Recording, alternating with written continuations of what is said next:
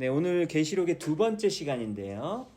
계시록은 책의 특성상 제가 성경 구절에 대한 설명을 평소보다 조금 더 많이 드릴 거예요. 그래서 이게 설교냐 강의 아니냐라고 생각하실 수도 있을 겁니다. 그래서 강의 및 설교식으로 여러분에게 들리실 수 있습니다. 근데 제가 그렇게 하는 이유는 계시록에서 사실 그 몇 절씩만 읽고 계시록이 길잖아요. 그렇지만 그냥 몇 절씩만 읽고 곧바로 그냥 우리의 삶 가운데 영적인 의미를 적용시킬 수 있는 그런 디보셔널한 그런 어프로치도 할 수 있는데요. 근데 그렇게 하면 계시록의 전체적인 내용을 이해하고 그리고 각 부분별로 읽고 해석을 하고 싶은데 언젠가 내 삶에서 그런 일이 일어났으면 좋겠는데 그게 너무 힘들 수도 있다라는 것이죠.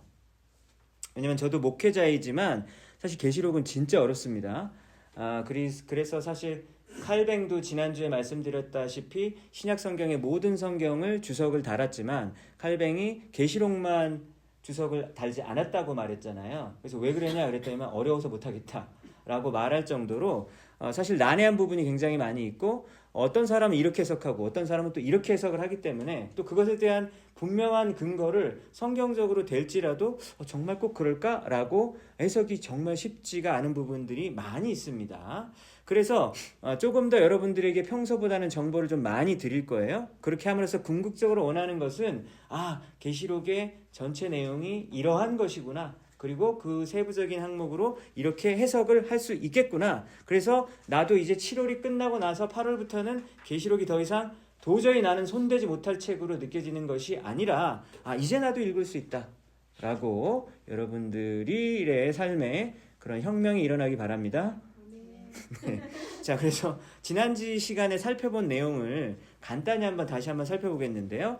요한계시록을 쓴 저자가 누구냐? 요한입니다. 근데 요한인데 이 요한이 예수님의 12제자 중에서 세베대의 아들인 그 요한이냐, 야고보와 요한 그 형제 그 요한인지 아니면 그 아시아 지역 그 터키 지역에서 활동하던 권위 있는 어떤 장로 요한인지는 사실 알 수가 없어요. 그래서 어떤 학자들은 대부분 또 뭐 장로 요한이 맞다. 근데 또 어떤 권위 있는 분들은 또 아니다, 사도 요한이다 이렇게 얘기를 하더라고요. 요한계시록 1장을 보시면 반모섬이라는 곳에서 하나님의 환상을 받았다라는 이야기를 합니다. 그리고 지난주에 살펴봤던 1장 1절 처음 뭐라고 시작합니까? 예수 그리스도에 관한 계시라라고 말했죠. 그래서 여기서 이 계시라는 말이 그리스어로는 아포칼립시스라는 단어로서 묵시 문학입니다. 그러니까 문학 장르가 있잖아요. 그러니까 여러분들이 다큐멘터리를 하는데 거기서 막 언제 웃기나 이걸 기다릴 수는 없잖아요. 다큐멘터리 장르에서 그걸 기대할 수가 없습니다. 그쵸? 근데 코미디 장르인데 막 너무 다큐로 보면 또 그것도 말이 맞지 않잖아요. 묵시문학에서는 꿈과 예언과 환상을 통해서 하나님의 뜻을 알려주는 그런 문학 장르라고 할 수 있는 거예요. 그래서 요한계시록을 제대로 이해하기 위해서는 다니엘서와 그리고 에스겔서, 스가랴서와 같은 구약 성경의 선지서잖아요. 근데 거기에서 나오는 환상이 거의 그대로 계시록에 나오는 경우가 꽤 있어요. 그러면은 불신자 입장에서 이렇게 말할 수 있겠죠. 요한이 그 구약 성경 그 예언서를 베꼈네. 베낀 거네. 이렇게 얘기할 수 있겠죠? 아니면 요한이 본 그 환상이 구약 성경의 그 선지자들이 봤던 그 환상과 동일한 거죠. 근데 여러분 동일한 환상을 두 명이 다른 관점으로 바라봤다라고도 볼 수 있잖아요. 그러니까 하나님은 한 분이신데 하나님이 보여주고 싶은 어떤 그런 환상과 어떤 천국의 그런 모습을 성전의 그런 모습을 하늘 영광 보좌의 모습을 여러 사람에게 보여주는데 여러 사람이 각각 좀 다르게 볼 수 있지 않겠습니까? 여러분 그럼 정말 놀라운 일이죠. 하나님이 이 천국을 여러 사람에게 보여주셨구나. 근데 그것을 구약에도 기록을 했고 신약에도 기록을 했구나. 이렇게 하면 정말 여러분 너무 가슴 설레이잖아요. 우리가 바로 저 천국에 우리도 들어가겠구나 라고 하는 것을 기대할 수 있기 때문이죠. 그래서 요한계시록의 기록 목적이 무엇입니까? 그 당시 아시아에 있었던 7교회가 여기 등장을 하게 되는데요. 1장, 2장, 3장에 보면은 7교회가 등장을 합니다. 그래서 뭐 에베소 교회, 서마나 교회, 빌라델비아 교회, 라오디게아 교회 그런 교회가 나오잖아요. 근데 그 교회들에게 쓴 편지라고 나와요. 근데 각각 그 교회들마다 상황이 다 다릅니다. 이 교회는 이런 문제가 있고 저 교회는 저런 문제가 있고 또 어떤 교회는 칭찬만 받는 교회도 있어요. 그러니까 1차적으로는 요한계시록이 무조건 막 그냥 환상 판타지를 막 그냥 기록한 게 그냥 아니라 이 7교회를 대상으로 쓴 것인데 로마 제국의 무슨 황제라 그랬습니까?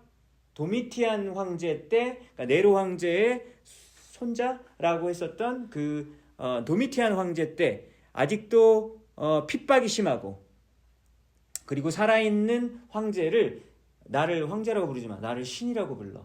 라고 했었던 그 황제 숭배를 강요하던 때에 기독교인은 그냥 예수 믿는다는 것만으로도 너무 힘든 그런 상황에 처한 그 성도들에게 힘을 낼 수 있도록 격려와 소망의 메시지를 주는 것이 1차적인 기록 목적이다. 라고 하는 것이죠. 근데 우리는 2025년을 살아가고 있는 성도들인데 그럼에도 불구하고 요한계시록을 읽었을 때 우리도 동일하게 그 앞으로 다가올 예수 그리스도의 재림과 그 미래에 다가올 하나님의 그 선명한 계획을 바라보면서 나도 이것을 기다리는 사람이야 라고 하면서 우리도 격려를 받고 위로를 받을 수 있다라고 하는 것이죠. 그런데 계시록이 아까 말했듯이 여러 가지로 해석될 법하게 쉽지 않은 글이기 때문에 4가지 해석법이 있다고 말씀을 드렸죠. 그래서 학자들마다 4가지로 이렇게 해석을 하는 그런 학자들이 나누어지는데요. 첫 번째 해석법은 뭐라 그랬습니까? 과거적으로 해석한다 그랬죠. 그래서 이 요한계시록이 AD 70년에 예루살렘이 멸망했잖아요. 그 얘기 들어보신 적 있으시죠? AD 70년에 예루살렘에 로마의 타이투스 장군이 쳐들어와서 막 싹 다 막 사람 죽이고 막 성전 다 무너뜨리고 막 그랬거든요. 헤롯 대왕이 지어놨던 그 성전을 다 무너뜨리는 일이 있었습니다. 그 일을 예언하면서 쓴 글이 요한계시라고 보는 학자들이 있어요. 그렇다면은 AD 70년 이후에는 그러면 다 끝난 거예요. 그러니까 그 이후에는 더 이상 뭐 이루어질 일이 없다라고 하는 거예요. 근데 과연 그러냐? 아니면 서로마 제국의 멸망, 그래서 AD 467년 뭐 그때의 일을 예언을 하면서 쓴 책이다라고 말하는 사람들이 있다라고 하는 것이죠. 근데 이것의 치명적인 문제가 뭐냐면 계시록의 마지막 장에 보면요, 막 교회의 궁극적인 승리의 모습이 나오거든요. 그래서 막 정말로 막 우리가 승리하고 새하늘과 막 새 땅이 막 내려오고 막 이런 게 있는데, 근데 그것이 다 AD 70년과 AD 476년에 다 끝났단 말이야? 그럼 우리랑은 상관이 없네? 그러니까 그때 이미 1세기 때 다 끝나버린 거예요. 5세기 때 다 끝나버린 거예요. 그러면은 이 요한계시록의 의미가 너무 축소가 되는 치명적인 한계가 있기 때문에 조금 그렇습니다. 두 번째, 역사적인 해석이 있습니다. 그러니까 이것도 과거적으로 보는 건데요. 과거적으로 볼 수 있는데 아까 그 과거적 해석보다는 조금 더 스펙트럼이 넓습니다. 그래서 예를 들면 7인과 7나팔 7그릇이 기독교에 실제로 일어난 역사적인 사건들을 의미한다고 보는 역사적 해석법이 있어요. 그래서 이 사람들은 어떻게 해석을 하냐면 계시록이 어떤 상징적인 어떤 그런 것들과 사건들을요, 서양 역사 있잖아요. 실제로 일어났던 서양 역사. 예를 들면 중세시대 뭐 교황이 뭐 이렇게 했다든지 프랑스 혁명이, 이건 프랑스 혁명을 가리키는 거야. 진짜 이렇게 해석을 하는 거예요. 그다음에 이것은 칼벤과 루터와 찌빙글리가 했었던 종교개혁 1517년 이 사건을 가리키는 거야. 막 이런 식으로 해석을 하는 것입니다. 그래서 제가 지난주에 뭐라 그랬습니까? 제가 대학생 때 어느 목사님이 막 정말 크게 막 소리 지르며 설교하셨는데, 그때 이제 EU 유럽 연합이 생겨날 때인데 EU가 적그리스도가 될 거라고 그러면서 막 조심해야 된다고, 막 교황이 적그리스도가 된다고 막 엄청 무섭게 막 설교했다고, 그래서 막 사람들이 덜덜덜 떨면서 울면서 기도했다 그랬잖아요. 그런데 이제 그런 일 안 일어나고 있지 않습니까? 그러니까 그렇게 조금 잘못되는 그런 모습이 있을 수 있다라고 하는 것이죠. 그래서 계시록을 아무리 봐도 서양 역사를 순서적으로 그렇게 기록했다라고 할 만한 그런 합당한 근거를 온전히 찾아보기가 쉽지가 않다. 그러니까 이것에 좀 한계가 있다라고 하는 것이죠. 그다음에 미래적 해석법이 있습니다. 1장하고 3장을 뺀 나머지 4장부터 22장까지를 미래로 보는 거예요. 그래서 마지막 때 예수님의 재림 때에 실제로 일어날 사건들로 문자적인 해석을 합니다. 미래적 해석은 문자 그대로 해석을 하는 거예요. 그래서 여러분 천년왕국이란 말 들어보셨죠? 천년왕국이라는 그런 단어가 계시록 20장에 나오는데 천년왕국을 진짜로 999, 1000, 그 1000년으로 보는 거예요. 그래서 세대주의적 전천년설이라는 학파가 요한계시록을 해석할 때 예수님이 재림하시고 나서 그 다음에 예수님과 함께 1000년 동안 다스리는 기간이 있다라고 진짜 믿어요. 정말 이것이 실제로 일어날 것이다 앞으로.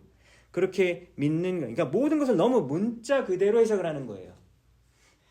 그런데 그래서 예를 들면 아까 그 7교회라고 얘기했잖아요. 근데 7이라는 숫자에는 계시록에서 7이라는 상징적인 의미가 온전함이라는 의미가 담겨져 있지 않습니까? 그래서 아까 아시아의 7교회가 그 진짜 그 지역에서 말하는 7교회가 될 수도 있고, 또한 한편으로 모든 시대와 장소를 초월하는 전체 교회라고도 해석할 수 있거든요. 왜냐면은 우리 교회의 모습이 에베소 교회의 문제와 비슷할 수 있고요. 우리 교회의 문제가 이 교회의 문제와 비슷할 수 있다라고 하는 것이죠. 그러니까 그런 식으로 교회 전체를 대표하는 것으로 그렇게 해석을 할 수도 있다라고 하는 것입니다. 14만 4천 명을 문자 그대로 해석했을 때 신천지라는 이단이 나오는 것이 문제가 되잖아요. 그러니까 모든 것을 특히 계시록에서는 문자 그대로 해석했을 때 큰 위험성이 오히려 있을 수가 있다라고 하는 그런 좀 어려운 점이 있습니다. 그래서 미래적 해석을 하게 되면 결국은 진짜 예루살렘에서 막 새로 성전이 지어지고 막 이런 일이 벌어져야 되는 거예요, 진짜로. 그러니까 지금 뉴스를 계속 보는 거죠. 그럼 여러분, 우리 성도들이라면 누구 편을, 이스라엘 편을 들어야 돼요, 안 들어야 돼요? 무조건 들어야 돼요. 왜냐면 이스라엘이 결국은 그 구원을 완성시킬 그런 거기 때문에 정치적인 입장도 이쪽 팔레스타인 편을 절대 드시면 안 됩니다. 이스라엘 편을 들어요, 신앙인이라면. 왜요? 미래적 해석을 하게 되면 그런 식의 정치 색깔을 가지게 된다는 것이죠. 근데 여러분 보세요. 이스라엘 여러분 실제로 가보세요. 이스라엘에 지금 하나님 믿는 사람 거의 없어요. 거의 그 사람들 하나님 믿는 사람이 극소수로 남아있다라고 하는 거죠. 근데 그게 정말 이스라엘 민족이 어떤 하나님의 백성을 대표하는 그거라고 보기 쉽지 않고, 그리고 이스라엘이라는 나라 자체도 정치적으로 되게 잘못된 일을 할 수 있잖아요. 막 미사일 딴 데 쏴가지고 막 사람 죽이고. 여러분 그걸 어떻게 찬성합니까? 예수 믿는 사람이. 그러면 안 되는 것이죠. 그리고 그 사람들은 실제로 예수님을 믿는 사람도 아주 극소수인데 말입니다. 그러니까 이런 치명적인 또 문제점이 미래적 해석에 있을 수도 있다. 그래서 우리가 우리 수요 예배 때는 이상주의적 마지막 네 번째적 해석으로 계시록을 선과 악의 전쟁에 대한 상징으로 바라보고, 그리고 어떤 상징성에 기초한 그런 해석들을 좀 꽤 많이 할 것이고, 그러다가 정말 이것은 문자적으로 또 해석을 해야 되는 경우가 나오게 되는데, 그런 거는 또 미래적 해석으로 할 수 있다라고 하는 것이죠. 성경 해석의 원칙은 이렇습니다. 일단은 먼저 문자적으로 먼저 하셔야 돼요. 그러니까 제가 괜히 이런 말씀을 드려서 그럼 상징적으로 해야 되나 보다 이렇게 오해하시면 안 됩니다. 일단은 문자 그대로 믿으시는 걸 기본으로 하셔야 돼요. 주 예수를 믿으라, 그리하면 너와 내 집이 구원을 얻으리라. 여러분 이걸 상징적으로 해석하면 돼요? 아니에요. 그냥 예수님 믿으셔야 돼요. 이걸 문자 그대로 믿으셔야죠. 그런데 정말로 문자 그대로 해석했을 때 문제가 있는 경우에는 그때는 상징적으로 그 다음에 해석을 하셔야 되는 게 1차적인 성경 해석의 원칙입니다. 문자적 해석이 먼저, 그 다음에 상징적 해석이 그 나중입니다. 그런데 이 문자적 해석을 기본으로 하는 데 있어서 조금 더 상징적 해석이 많은 책이 바로 요한계시록이고 그 말씀을 드리는 것입니다. 자, 여러분, 그 다음에 지난주에 살펴보았던 1장부터 22장까지의 전체적인 내용을 지난주에 1장만 보지 않았습니까? 그래서 1장을 사도 요한이 보았던 것, 현재 완료형 또는 과거형으로 이미 보았던 것, 그런 내용이 등장하고요. 2장 3장은 7교회에 쓰는 편지. 그 7교회는 그 요한계시록이 쓰여졌던 그 현재잖아요. 그 당시에는. 그러니까 그때 현재 이루어지고 있는 불완전한 현재의 이 땅의 교회의 모습. 그리고 4장부터 22장까지는 미래에 대한 계시로 이렇게 볼 수 있고, 근데 그것을 1번부터 8번까지 쭉 나눴는데요. 오늘 수요 예배 때는 4장, 5장, 6장을 다룹니다. 4장, 5장, 6장을 다뤄서 거기에서 그리스도의 부활로 영광 받으시는 하나님과 그리스도, 그러니까 천상에서 드려지는 예배를 4장, 5장에서 볼 거고요. 그리고 6장부터 8장까지는 7개의 인이 나옵니다. 인이라고 하는 것은 뭐냐면 C를 말하는 거예요. 여러분 그 도장으로 이렇게 딱 이렇게 막아놓는 거 있잖아요. 그 중요 문서에 그 막아놓는 그 7개의 인이 있다라는 거. 오늘 7인까지만 보겠습니다. 다음 주에는 7인, 7나팔, 7그릇과의 어떤 상관관계를 보도록 하겠습니다. 자, 여러분 너무 강의 같으시죠? 신학교 온 것 같으시죠? 예. 그래도 여러분 흥미를 잃으시면 안 됩니다. 나 그냥 계시록은 그냥 안 해야겠다 라고 여러분 결심하시면 안 되고요. 자, 일단 4장과 5장을 한번 볼 텐데요. 4장의 2절부터 10절까지를 여러분 보겠습니다. 4장의 2절부터 10절까지 우리 한번 교독할게요. 4장 2절부터 10절까지 교독하겠습니다. 내가 곧 성령에 감동되었더니 보라 하늘의 보좌를 베풀었고 그 보좌 위에 앉으신 이가 있는데 모양이 벽옥과 홍보석 같고 또 무지개가 있어 보좌에 들렸는데 그 모양이 녹보석 같더라. 또 보좌에 들려 24 보좌들이 있고 그 보좌들 위에 24 장로들이 흰옷을 입고 머리에 금관을 쓰고 앉았더라. 보좌로부터 번개와 음성과 우레소리가 나고 보좌 앞에 켠 등불 7이 있으니 이는 하나님의 7영이라. 보좌 앞에 수정과 같은 유리바다가 있고 보좌 가운데와 보좌 주위에 4 생물이 있는데 앞뒤에 눈들이 가득하더라. 그 첫째 생물은 사자 같고 둘째 생물은 송아지 같고 셋째 생물은 얼굴이 사람 같고 그 넷째 생물은 날아가는 독수리 같은데. 네, 여기까지입니다. 자, 여기까지 딱 읽고 너무하다. 이게 도대체 뭔 말이야. 너무하다. 벌써 이제 그 7교회까지는 그래도 꽤 읽으시거든요. 요한계시록을 7교회까지 읽으시다가 그 다음부터 이제 포기합니다. 그쵸? 그러니까 이제 우리는 좀 포기하지 않을 거예요. 그쵸? 자, 여러분 4장 그리고 5장 이 부분에서는 이제 하늘의 예배라 그랬습니다. 보좌에 앉으신 그 보좌는 throne이에요. throne. 오늘 아까 처음 했었던 그 찬양 있었잖아요. 우리 보좌 앞에 모여 그 찬양 있잖아요. 그게 지금 요한계시록 4장 보고 만든 찬양이에요. 그쵸? 여러분 그 가사 보세요. 우리 보좌 앞에 모였네 함께 주를 찬양하며. 누구랑 함께 찬양하면요 24 장로와 함께 찬양하는 거예요. 우리가 4 생물과 함께 우리가 찬양하는 거예요. 그리고 24 장로와 4 생물과 그리고 그 주위를 둘러싸고 있는 천천히요 만만인 엄청나게 많은 숫자의 천사들도 등장하거든요. 그 천사와 함께 찬양하는 거예요. 그리고 그 보좌 그 앞에 그 근처에 뭐가 있냐면 양도 나옵니다. 양. 근데 그 양의 모습을 보니까 이렇게 죽임당한 어린 양 같다는 거예요. 죽임당하신 어린 양. 그 찬양도 있잖아요. 그 찬양도 계시록 보고 만든 찬양인 거예요. 그래서 이 찬양 가사 보면은 구원하심이 보좌에 앉으신 우리 하나님과 어린 양께 있다 그랬잖아요. 보좌 주위에 뭐가 있다고요? 양이 있다니까요.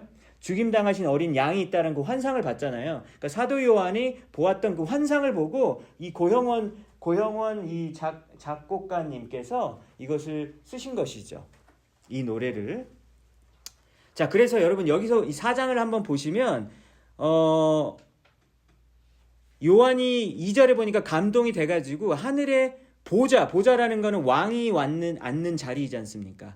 근데 그 보좌 위에 앉아있는 이가 있대요. 그쵸? 누굴 것 같아요, 여러분? 왕의 자리에 앉아있는 그 천국의 그분, 하나님 아버지이십니다. 근데 그 하나님 아버지가 어떻게 생겼냐면 3절에 보니까 앉으신 이의 모양이 벽옥과 홍보석 같고 무지개가 있어. 그러니까 하나님은 보석으로 만들어졌구나. 하나님은 그러니까 무슨 돌덩어리로 만들어졌구나. 이렇게 이해하면은 이게 문자적 해석인 거예요. 이거 문자적 해석으로 하면 돼요, 안 돼요? 하나님은 돌입니다. 하나님은 보석입니다. 하나님 에메랄드예요. 막 이러면 돼요, 안 돼요? 그게 아닐 것 같잖아요. 그쵸? 그러니까 이거를 상징적으로 해석을 하셔야 된다라고 하는 거죠.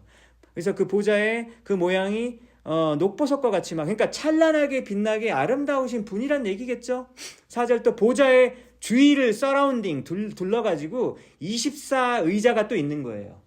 24 의자가 그러니까 여러분 이제 머릿속에 상상하셔야 됩니다. 보좌가 가운데 있고 주위에 24개 따따따따따따 12개 반 12개 반 이렇게 딱 해가지고 그 보좌 위에 24 장로들이 흰옷을 입고 머리에 금관 쓰고. 자, 머리 그려지셨죠? 흰 옷을 입고 머리에 금관을 쓰고. 제가 이거를 저기 AI에다가 그리라고 딱 했거든요. 이거를 그려보라 딱 했는데 이상하게 해가지고 그냥 바로 여기 아직 AI가 이 정도로 발전하지 못했구나. 이게 딱 이렇게 보좌에 이렇게 흰 옷을 입고 금관을 쓰고 있는 24명의 장로가 있는 거예요. 그럼 여기서 24명의 장로가 누구냐? 뭐 이런 것들을, 그러니까 24라는 숫자를 해독해야 되는 문제가 있겠죠. 그쵸? 자, 그 다음에 5절. 보좌로부터 번개와 음성과 우레소리가 나고 보좌 앞에 켠 등불 7이 있는데, 그러면 7등불이 뭐지? 이것은 바로 뒤에 나와 있어요. 지어내면 안 됩니다. 바로 뒤에 나와 있습니다. 이것은 하나님의 7 영이래요. 7이라는 것은 뭐라고요? 완전을 가리키는 숫자잖아요. 그러니까 7 등불은 7 영, 완전한 스피릿, 영이래요. 완전한 영은 뭘까요?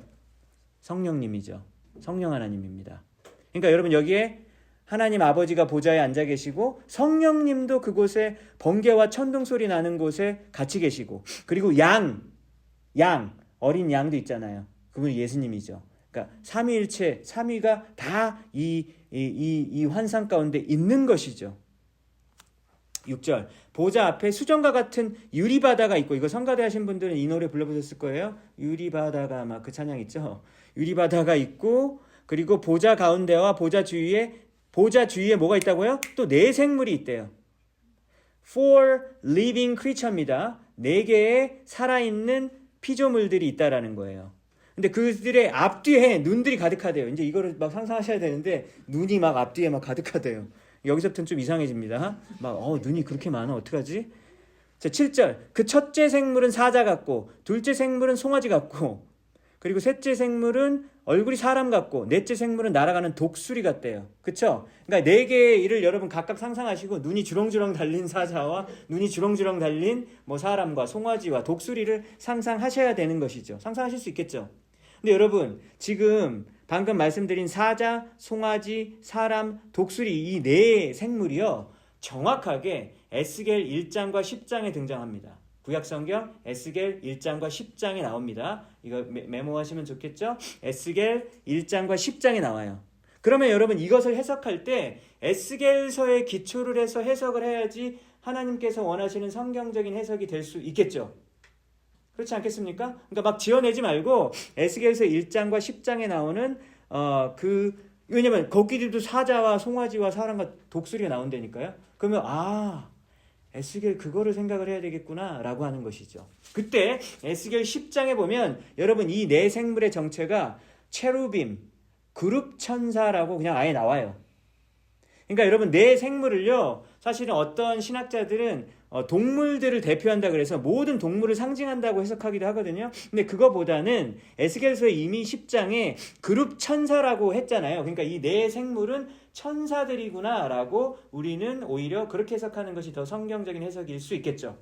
근거가 확실하잖아요. 왜냐하면 에스겔서 10장에 체루빔 천사라고 얘기를 했기 때문입니다. 자, 그래서 여러분 여기 4장의 특징이 무엇입니까? 하나님의 영광의 보좌에서 그곳에 하나님 아버지도 계시고 예수님도 계시고 성령님도 계시는데 24장로들과 4생물과 천사들이 막 하나님께 막 영광과 찬양을 막 드리는 거예요. 오늘 읽진 않았지만 그 뒤에 보면 그 앞에 엎드려서 24장로들이 10절, 24장로들이 4장 10절 이 앞에 엎드려서 세세토록 살아계신 이에게 경배하고 자기의 관을 아까 금관 쓰고 있었잖아요. 그걸 보좌 앞에 드리면서 우리 주 하나님 영광과 존귀와 권능을 받으시는 것이 합당합니다. 주님께서는 만물을 지으신 분이시고 만물의 주의 뜻대로 있고 지으심을 받았나이다. 막 이렇게 찬양을 한다라고 하는 거예요. 누가요? 24장로들이요. 그래서 천사들도 찬양을 하고 그리고 24장로들도 찬양을 합니다. 자, 이제 4장 이해가 그래도 많이 되셨죠? 자, 5장을 한번 보겠습니다. 5장 1절에서 7절까지 우리 한번 교독할게요. 요한계시록 5장 1절에서 7절까지 교독하겠습니다. 내가 봄에 보좌에 앉으신 이의 오른손에 두루마리가 있으니 안팎으로 썼고 7인으로 봉하였더라. 또 봄에 힘 있는 천사가 큰 음성으로 외치기를 누가 그 두루마리를 펴며 그 인을 떼기에 합당하냐 하나. 하늘 위에나 땅 위에나 땅 아래에 능히 그 두루마리를 펴거나 보거나 할 자가 없더라. 그 두루마리를 펴거나 보거나 하기에 합당한 자가 보이지 아니하기로 내가 크게 울었더니. 장로 중에 한 사람이 내게 말하되 울지 말라 유대 지파의 사자 다윗의 뿌리가 이겼으니 그 두루마리와 그 7인을 떼시리라 하더라. 내가 또 보니 보좌와 내 생물과 장로들 사이에 한 어린 양이 서 있는데 일찍이 죽임을 당한 것 같더라. 그에게 7뿔과 7눈이 있으니 이 눈들은 온 땅에 보내심을 받은 하나님의 7영이더라. 그 어린 양이 나와서 보좌에 앉으신 이의 오른손에서 두루마리를 취하시니라. 아멘. 자, 그러니까 요한이 이제 또 5장에서 봅니다. 1절 보니까 내가 봅니다. 뭘 봐요? 보좌에 앉으신 이의 오른손에. 그러니까 아까 보좌에 앉으신 이가 하나님 아버지잖아요. 자, 이제 머릿속으로 그리시고 계시죠? 아직도 보좌가 가운데 있고 24장로가 둘러싸여 있고 4명의 리빙 크리처가 그룹 천사들이 있고요. 그곳에서 막 찬양을 드리고 있어요.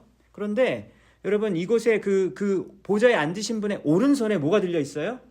두루마기가 들려 있다는 거예요. 스크롤이에요, 스크롤.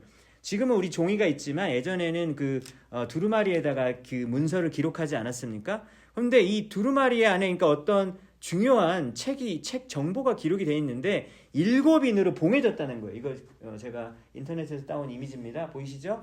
이거 스크롤이 있는데 저쪽에 무슨 손이에요? 이게 오른쪽 손입니다. 하나님의 아버지의 오른쪽 손에 7개의 그 이렇게 촛농같이 이렇게 인이 뚝뚝뚝뚝뚝 이렇게 7개가 딱 있는 거예요.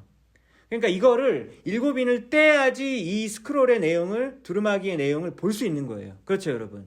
그래서 이거를 떼가지고 읽고 싶은데 하늘 위에나 땅 위에나 3절 땅 아래에 능히 그 두루마리를 펴거나 볼 사람이 없는 거예요. 그걸 할 수 있는 능력 있는 사람이 없는 거예요. 그러니까 누가 울어요? 4절에 요한이 막 울어요. 막 서럽게 웁니다. 왜 울까요? 왜 울어? 그러니까 5절에 뭐라 그래요? 장로 중에 한 사람이, 여러분 장로가 총 몇 명이었습니까? 24명. 장로 중에 한 사람이 요한에게, 울고 있는 요한에게 말합니다. 울지 마. 유다 지파의 사자 다윗의 뿌리가 이겼대요. 여러분 우리는 누군지 알잖아요. 유대인의 후손으로서 그 라이언, 그 사자로 상징되는 다윗의 후손이신 누구죠? 예수님이잖아요. 예수님이 이겼어. 예수님이 승리하셨어. 근데 그 예수님 승리하신 그 예수님이 두루마리와 7인을 뗄 거라는 거예요.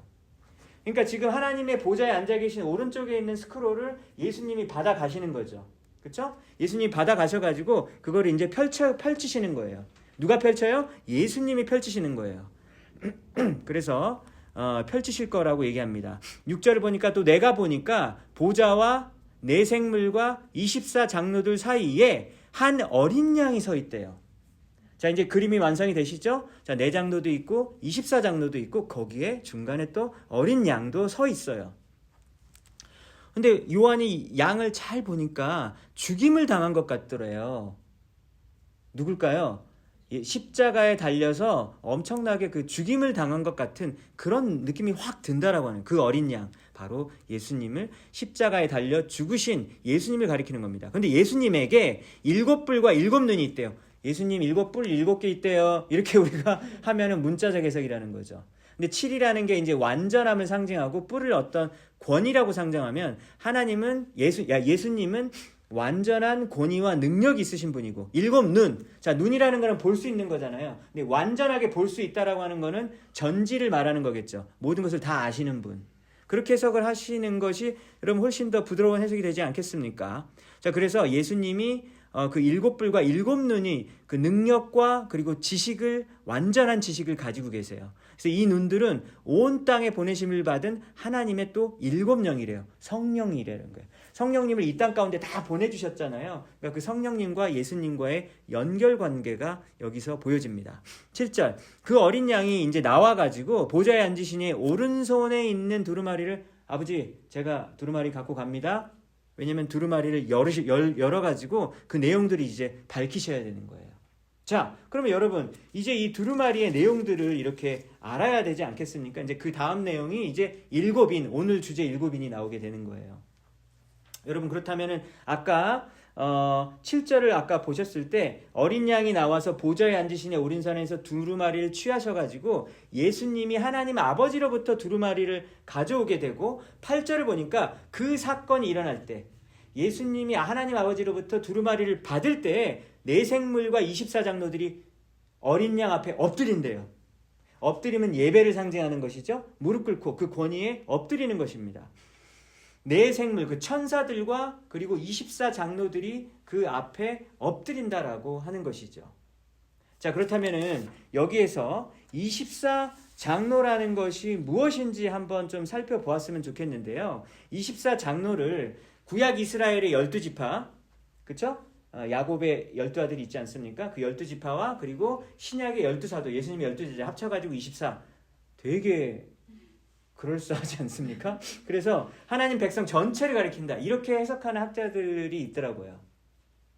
근데 이거 너무 그럴싸한 것 같아요. 그래서 정말 그럴 수 있겠다. 그러니까 솔직히 그것을 누가 반박하겠습니까? 근데 그럴 수도 있고 안 그럴 수도 있는데 왜냐면 그냥 그렇게 이제 딱 한 거니까. 그런데 또 이렇게 얘기하는 분이 있더라고요. 그레고리 빌이라는 요한계시록에 아주 전 세계적으로 권위가 있는 학자 분이 계신데 그분은 역대상 24장 4절을 한번 보라. 우리 얼마 전에 수요예배 때 역대상 했었잖아요. 역대상 24장 4절에 보면은 아론의 후손들이 나오거든요. 여러분 아론이 레위 지파고 그리고 모세의 형님이지 않습니까? 근데 모세의 형님인데 아론의 자손들만이 레위 지파 안에서 제사장을 할 수 있었잖아요. 근데 역대상 24장 4절을 보면 제사장의 그 숫자가 등장을 합니다. 그래서 아론의 아들 중에서 엘르아살과 이다말 자손, 엘르아살 자손이 16명이에요. 이다말 자손이 8명입니다. 합치면 24명이에요. 그 아론의 그 앞에 두 아들은 죽었거든요. 죄를 지어서 죽었고 엘르아살과 이다말 자손 2명을 합치면 24명이 앞으로 제사장의 그 대표적으로 그들의 후손들만이 구약에서 제사장을 할 수가 있거든요. 그러니까 구약의 제사장들을 대표하는 그 사람들이에요. 그러니까 24장로들이라는 것은 제사장을 의미하는 것이다. 구약 시대의 그 전체 24명의 제사장 대표들을 의미하는 것이다. 그렇게도 해석을 할 수 있다라고 하는 것이죠. 그러니까 하나님께 온전하게 제사를 올려드릴 수 있는 인간과 하나님을 연결하는 그 제사장. 근데 신약 성경에 보면 우리를 제사장으로 부르셨잖아요. 베드로서에 보면 그죠? 그래서 우리를 제사장을 불렀기 때문에 우리 성도들의 대표성을 띈다라고도 그렇게 해석할 수 있겠죠. 여러분 이해가 되십니까? 자, 그래서 이렇게 24장로를 우리 모든 하나님의 백성들이라고 볼 수 있고요. 그리고 네 생물은 네 생물에서 그러면은 그 사라는 건 도대체 왜 사일까? 이런 생각도 해볼 수 있잖아요. 왜냐하면 계시록에 앞으로도 사라는 숫자가 4개의 바람도 나올 거예요. 사라는 숫자가 또 계속해서 등장하기 때문에 한번 얘기하겠습니다. 네 생물은 아까도 말씀드렸듯이 에스겔서 1장과 10장에서 등장한다 그랬잖아요. 근데 이 사라는 숫자는 동서남북 공간적 완성성을 상징한다라고 볼 수 있어요. 그러니까 하나님의 보좌 주위의 모든 영역에서 하나님께 찬양을 올려드리는 자들, 그룹 천사들. 어디서요? 모든 전 지역을 다 커버하는 거예요. 동서남북 다.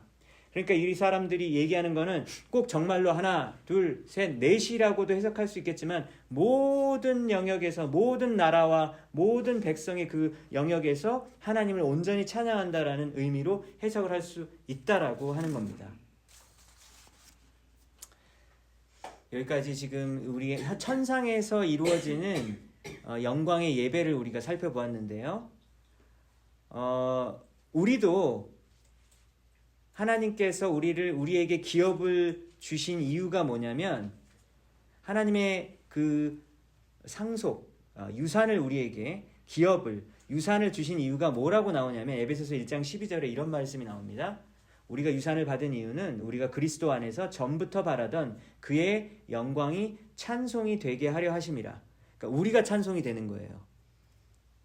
그러니까 하나님이 여러분 우리에게 바라는 것이 있는데요. 우리가 하나님의 영광을 찬송하고 높이시기를 원하십니다. 근데 우리는 찬송을 생각하면 자꾸 소리를 생각하잖아요. 목소리로 찬양을 하거나 악기로 찬양을 하거나 자꾸 소리를 찬양 생각을 하는데 그래가지고 또 이제 천국에 가면은 우리가 영원히 거룩 막 찬양한다고 하니까 좀 천국 가기 좀 싫잖아요. 너무 목이 아플 것 같습니다. 뭐 그런 생각도 들 수 있고 아니면 찬양이 좀 너무 좀 계속하면 좀 힘들 것 같은데 소리 내기도 힘들고 잠도 잘 안 자나? 뭐 이런 생각을 해가지고 좀 그럴 수 있는데 여러분 찬양은 하나님께 찬양을 올려드린다라는 말은 꼭 소리가 있어야 되는 건 아니잖아요. 그렇지 않습니까? 우리에게 만약에 언어장애가 진짜 있다고 하면 언어장애가 있는 사람도 소리를 낼 수 없지만 하나님께 찬양을 올려드릴 수 있잖아요. 어린 아기가 아직 소리를 못 내는 그런 단계고 언어를 모르는데 어린 아기도 찬양을 올려드릴 수 있잖아요. 그러니까 여기서 말하는 찬양은 꼭 소리의 어떤 그 음악성이나 어떤 그런 목소리를 의미하는 것이 아니라고 우리는 생각할 수 있다라고 하는 것이죠. 그렇다면 우리의 삶 전체가 찬양이 되게 하라는 말로 여겨집니다. 그러니까 우리의 삶 전체가 하나님께 올려드리는 예배가 되라는 것이죠. 예배서서 1장 12절 말씀. 우리가 그리스도 안에서 전부터 바라던 그의 영광의 찬송이 되게 하라. 누가요? 우리가요. 우리가 찬송이 되는 거예요. 하나님은 그걸 바라신다고요. 이런 광고가 있더라고요. 야, 너는 나의 비타민이야. 이게 무슨 말인가요? 너는 나의 생존에 있어서 꼭 필요한 존재야. 뭐 이런 얘기겠죠? 너는 우리 집의 보물이야. 그럼 네가 진짜 우리 집의 돌이라는 얘기가 아니라 우리 집에서 가장 소중한 존재야 라고 하는 것이잖아요. 근데 하나님이 우리 보고 뭐라 그래요? 너는 나의 찬송이야. 너는 나의 노래야. 너는 네가 소리를 안 내도 하나님께서 우리를 보실 때 나는 그냥 너 자체만을 봐도 찬양 소리가 들려진다. 내가 너무 받기에 너무나도 기쁨이 되어진다 라고 하는 그것이 바로 하나님께서 우리를 보셨을 때의 모습이라고 여겨집니다. 지금 우리는 이 지상교회에서 완전하지 못한 교회에서 완전하지는 못한 예배를 드리는데요. 오늘 계시록에 나오는 4장과 5장을 보면서 하늘에서 올려드려지는 그 완전한 그 예배가 있잖아요. 여러분 우리가 그 예배에 동참하게 될 것을 기대했을 때 너무 기대가 되지 않습니까? 지금 우리는 그 파편적인 것만 경험하잖아요. 어느 날 찬양에 진짜 은혜 받는 한 1년에 몇 번 있는 그런 날이 있잖아요. 그렇죠? 오늘 찬양 진짜 막 찬양하다가 막 눈물 흘렸어. 근데 여러분 그 정도의 찬양이 아니라 그 정말로 완벽한 그 찬양을 하나님의 영광의 보좌 앞에서 우리가 찬양을 드리게 될 그날이 우리에게 다가올 거라고 하는 것이죠. 여러분 우리가 그것을 소망했으면 좋겠습니다. 그리고 우리의 삶 전체에서 목소리로만 찬양을 하는 것이 아니라 우리의 삶의 일거수일투족이 그리고 우리가 하는 말과 우리의 모든 행동들이 하나님께 드려지는 그런 제사가 되어지는 우리의 삶이 되었으면 좋겠습니다. 하나님은 우리를 보실 때 너 하나님 나라를 위해서 얼만큼 하다 왔어. 그 업적의 양을 보시는 것이 아니죠. 우리만을 그냥 보시기만 하셔도 너는 나에게 노래와 같은 존재다 라고 우리 주님께서 우리에게 말씀하십니다. 여러분 그렇게 사랑받는 존재라는 거 기억하시고 하루하루 살아가셨으면 좋겠습니다. 여기서 끝내면 다음 주에 저는 설교 준비를 안 해도 됩니다. 여기서 끝낼까요? 6장을 볼게요. 6장. 네, 여러분 6장 1절에서 8절까지를 읽겠습니다. 6장 1절에서 8절 교독할게요. 내가 봄에 어린 양이 7인 중에 하나를 떼시는데 그때 내가 들으니 네 생물 중에 하나가 우레소리같이 말하되 오라 하기로 이에 내가 보니 흰말이 있는데 그 탄자가 활을 가졌고 멸관을 갖고 나아가서 이기고 또 이기려고 하더라. 둘째 인을 떼실 때에 내가 들으니 둘째 생물이 말하되 오라 하니 이에 다른 붉은 말이 나오더라. 그 탄자가 허덕을 가보다 해서 화평을 제하여 버리며 서로 죽이게 하고 또 큰 칼을 받았더라. 셋째 인을 떼실 때에 내가 들으니 셋째 생물이 말하되 오라 하기로 내가 보니 검은 말이 나오는데 그 탄자가 손에 저울을 가졌더라. 그 생물 사이로부터 나는 듯한 음성을 들으니 이르되 한 데나리온에 밀 한 되요 한 데나리온에 보리 석대로다. 또 감람회와 포도주는 해치지 말라 하더라. 넷째 인을 떼실 때에 내가 넷째 생물의 음성을 들으니 말하되 오라 하기로 내가 봄에 총왕성이 나오는데 그 탄자의 이름은 사망이니 음부가 그 뒤를 따르더라. 그들이 땅 4분의 1의 권세를 얻어 검과 흉년과 사망과 땅의 짐승들로서 죽이더라. 아멘. 여기까지만 읽겠습니다. 자, 여러분 6장 1절에서 8절까지 말이 몇 마리가 등장합니까? 4마리입니다. 그렇죠? 여러분 4마리의 말이 등장하는데요. 여러분 적으세요. 스가랴서 6장에도 보면은요 4마리 나오는데 색깔이 거의 똑같아요. 그러면은 여러분 어디를 참조해야 할까요? 계시록 6장을 해석을 하려면 스가랴 6장을 참조해야 하는 거예요. 그래야지 바른 해석을 하는 거지. 괜히 이거 흰말이니까 이렇겠구나. 나는 검정색 말이 더 좋은데 막 이런 식으로 해석하면 안 되는 거죠. 그러니까 여러분 스가랴 6장에도 붉은 말, 검은 말, 흰 말 그리고 얼룩무늬 말이 나와요. 근데 여기서는 얼룩무늬 말이 아니라 청황색 말이라고 나왔고 영어 성경에는 pale이라고 나와요. pale, P-A-L-E, 창백한. 그러니까 창백한 색깔이라고 나오거든요. 그게 이제 스가랴가 좀 눈에 문제가 있었는지 여기 얼룩무늬로 보였나? 색시가 있었나? 뭐 이런 생각이 들 수 있는데 붉은 말, 검은 말, 흰 말이 다 등장을 한다라고 하는 거죠. 그래서 이 말이 의미하는 거는 그냥 너무 학자들이 너무 많다 하다 보니까 제가 좀 말씀을 드릴게요. 말은 이 말은 그리스도인들을 핍박하는 자들에게 주어질 재앙을 상징한다라고 보통 이렇게 해석을 하고요. 그 말을 타고 있는 자들 있죠. 말 타고 있는 자들은 그리스도인들의 겪는 고난을 상징한다. 또 이렇게 이야기도 합니다. 자, 첫 번째 인을 한번 볼게요. 자, 첫 번째 인을 때인데요. 자, 여러분 기억나세요? 지금 6장에 갑자기 해석하는 게 아니에요. 방금 4장에서 5장까지 설명 다 들으셨잖아요. 하나님의 보좌가 있고 그 보좌 바로 앞에 어린 양이 있었지 않았습니까? 죽임당한 그 어린 양이 하나님이 오른손에 들고 있는 그 스크롤, 두루마기를 빼가지고 지금 7인을 하나씩 떼는 과정이에요. 이해되십니까? 그러니까 예수님이 그 스크롤을 첫 번째 거를 뗐을 때 지금 그 얘기예요. 그러니까 여러분 6장을 해석하는데 4장, 5장 이거를 모르면 절대로 해석이 불가능한 거죠. 예수님이 첫 번째 인을 딱 뗐을 때, 그러니까 스크롤이 약간 열립니다. 약간 열렸을 때, 그때 네 생물 중 하나. 자, 네 생물이 뭐죠? 아까 그 four living creature라 그랬잖아요. 그 그룹 천사들 중에 하나가 뭐라고 얘기해요? 오라, come 이렇게 얘기해요. 오라. 자, 먼저 인을 떼고 그 다음에 오라라고 얘기를 합니다. 그러면 이제 흰말이 나타나요. 첫 번째, 흰말이 나타나가지고 활을 가지고 있고 멸관을 받고 나아가서 이기고 또 이기려고 하더라라고 얘기합니다. 자, 여러분들에게 문제 드릴게요. 자, 그러면 이 흰말을 탄 이분은 누구실까요? 흰말 탄 왕자님 같이 보여지는 이분은 누굴 것 같아요? 누굴까요? 예수님? 흰말 타셨으니까 예수님? 아니, 김현진 집사님 아니신 것 같다. 네. 왜 아니실까요? 이기고 이기려고 하더라라는 말이 좀. 악을 쓰고, 그러니까 이겨야 되는데 이기려고 try만 한다. 네네네. 저는 그거는 생각을 못했는데 이기려고 하더라. 그게 좀 걸린다. 근데 사실 지금 잘 보셨는데요, 예수님이 아니에요. 왜냐하면 둘째와 셋째와 넷째에 나오는 그 말들 보면 다 안 좋은 얘기가 나오잖아요. 그러니까 첫 번째 말만 좋은 거가 나왔을 때 일관적으로 해석이 안 됩니다. 그렇기 때문에, 그런데 사실 이게 굉장히 헷갈리는 게 요한계시록 19장에 보면 정말로 흰말을 타고 나오는 그분이 나오는데 19장에서는 예수님 맞아요. 그런데 6장에 나오는 첫 번째 이 흰색 말을 탄 이분은 예수님이 아닌 거예요. 왜냐하면 두 번째 인, 세 번째 인, 네 번째 인이 전부 다 안 좋은 것을 의미하기 때문에 이것도 안 좋은 것이어야만 일관성을 가진 해석이 될 수 있는데요. 그렇다면 뭐냐? 예수님을 가장한 사실 사탄과 마귀의 어떤 그런 존재라고 볼 수 있는 것입니다.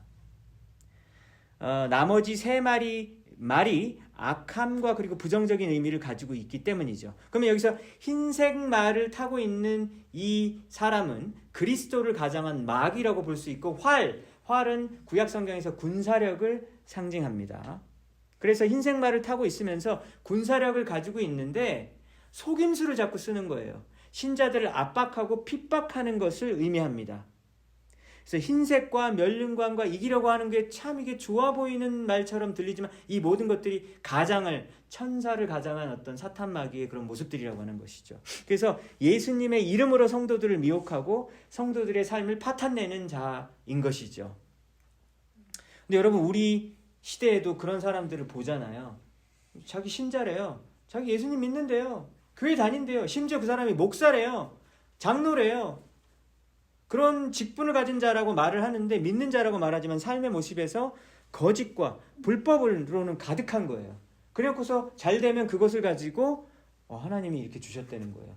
하나님이 이번에 저를 이렇게 잘 하셔가지고 400억을 벌게 해주셨다. 뭐예요 그게? 그게 하나님이에요? 아니잖아요. 그거는 하나님 이름만 했었지. 그것은 하나님의 이름을 가장한 마귀인 것이죠. 하나님이 어떻게 불법 가운데 역사합니까? 근데 요즘에 막 지금 막 특검도 하고 막 그러는데 여러분 그 해당되는 사람들 중에서 교회 다니는 사람들이 꽤 있는 거예요. 그러니까 뭐 각각 뭐 사정이 어떤지는 모르지만 또 그분들을 함부로 또 정죄할 수는 없겠지만 여러분 그렇게 대형 비리 막 몇백억 몇천억 그 비리하는 사람들 가운데 그리고 막 뭐 군인들을 이용해가지고 막 그런 불법을 저지른 사람 중에서 교회를 다닌 사람들이 있어 직분자라는 거예요. 어떻게 해야 하는 것일까요? 잠깐 마귀의 꼬임에 넘어서 넘어졌다면 오히려 나중에 회개하고 돌아오시면 좋을 것 같아요. 그쵸? 근데 오히려 그것을 하나님이 저에게 이런 권력을 줬어요. 하나님이 이렇게 많은 돈을 주셨어요. 이런 식으로 해석하는 거는 여러분 첫 번째 말에 해당되는 것처럼 미혹하는 겁니다. 두 번째 인을 볼까요? 3절을 보니까요. 둘째 인을 떼자 둘째 생물이 뭐라 그래요? come, 오라 라고 이야기합니다. 근데 말의 색깔이 뭐죠? 붉은 말이에요. 빨간색 말입니다. 그래서 그 탄자가 땅에서 평화를 제거하는 거예요. 서로 죽이게 만듭니다. 아주 안 좋은 거죠. 그렇기 때문에 첫 번째 말이 안 좋을 수밖에 없는 거죠. 그래서 큰 칼을 받아가지고 사람들에게 평화를 제거하고 막 서로 죽이게 합니다. 그래서 세상에 분쟁과 전쟁을 일으켜서 평화를 없애는 이런 못된 일들을 하는 일들이 이런 심판과 이런 환란 가운데 이런 모습들이 이 스크롤이 열릴 때마다 두루마리가 열릴 때마다 보여지는 것이죠. 무시무시한 것입니다. 세 번째 인을 뗄 때 셋째 생물이 또 오라 라고 말을 하고 세 번째 말 색깔은 무엇입니까? 검정색 말입니다. 근데 이 검정색 말을 탄 사람의 손에 저울이 달려 있는 거예요. 근데 이 저울을 보니까 저울을 보고 이제 막 무게를 재는데 밀 한 되에 그런데 이게 영어 성경에는 쿼트라고 나와요. 쿼트가 뭐냐면 1갤론이 한 4리터 정도 되잖아요, 대략. 근데 그것의 4분의 1이라고 하더라고요. 그러니까 1갤론의 4분의 1이 1쿼트입니다. QT.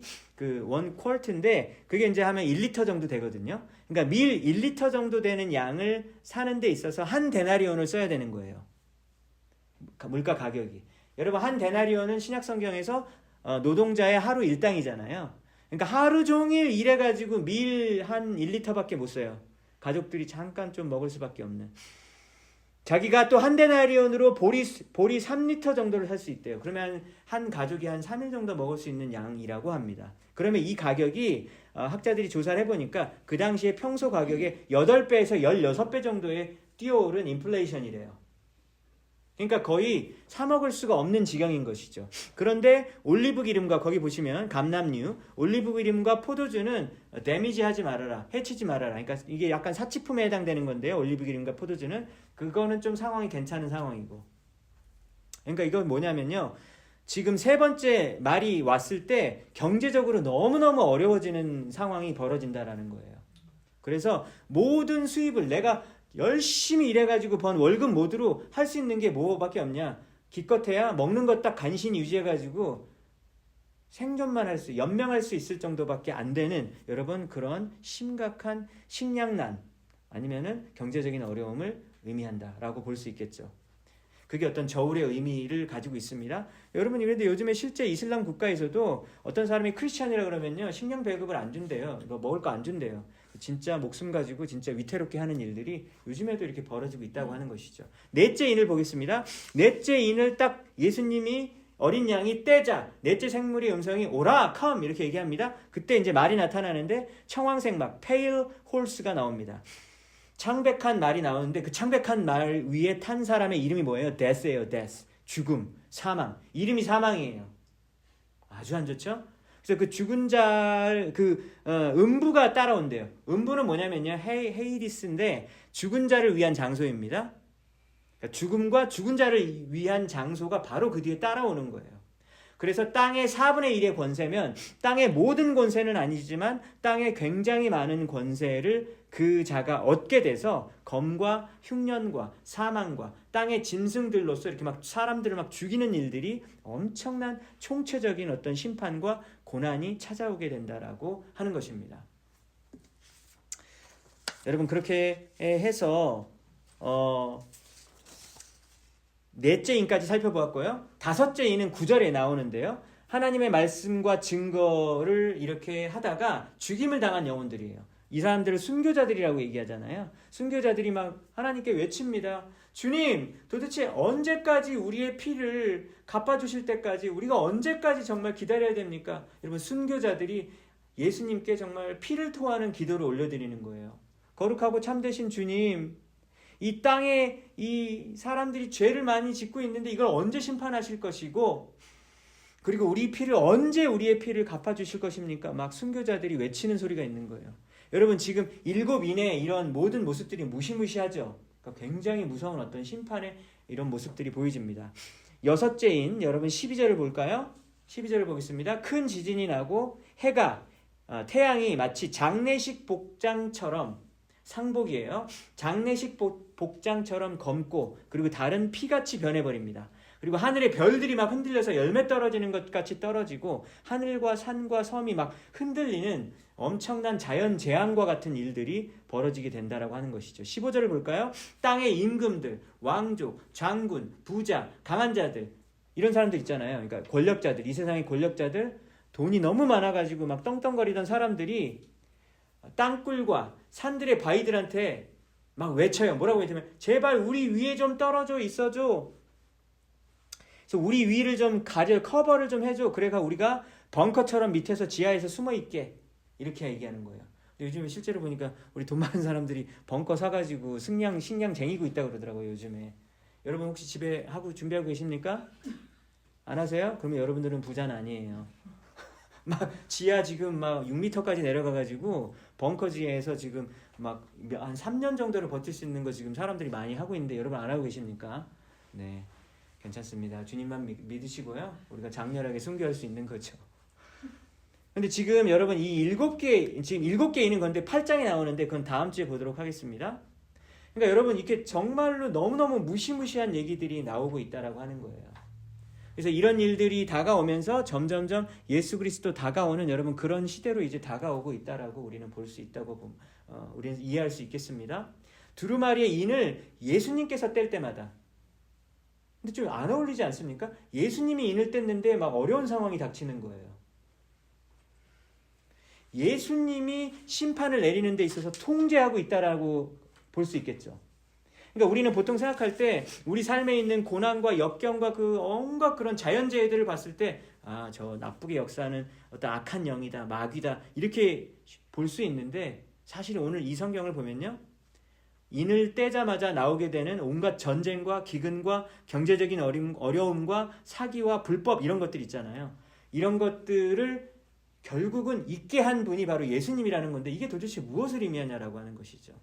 우리 삶의 모든 고통과 어려움 위에 궁극적으로 통치하시고 통제하고 계시는 분이 바로 예수님이라고 하는 것이죠. 지금 텍사스에서 막 1000년에 한 번 내릴까 말까 하는 폭우가 내려서 현재까지 110명이 사망하고 170명이 실종됐다 그러니까요. 그러면 실종자가 이제 사망자가 될 가능성이 꽤 큰데, 그러면 거의 300여 명에 가까운 사람이 사망할 수가 있다라고 하는, 이런 정말 너무나도 슬픈 소식을 접하고 있는데, 또 많은 아이들이, 어린 아이들, 8살짜리 애들이 크리스천 캠프, 그러니까 수련회 간 거예요. VBS 막 이런 거 하려고 간 애들이 너무 많이 죽은 거예요.